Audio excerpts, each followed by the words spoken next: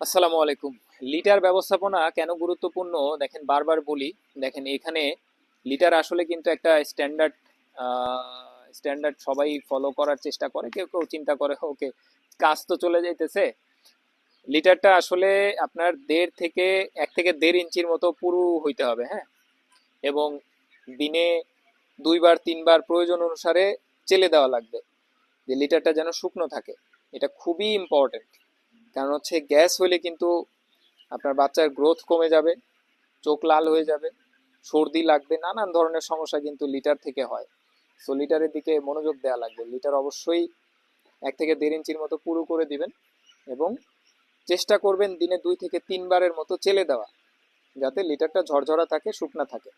না হলে কিন্তু আপনার পুরা ব্যাচে একটা সমস্যা হয়ে যাবে, যেটার ফলাফল আপনার মারাত্মক ক্ষতি হতে পারে।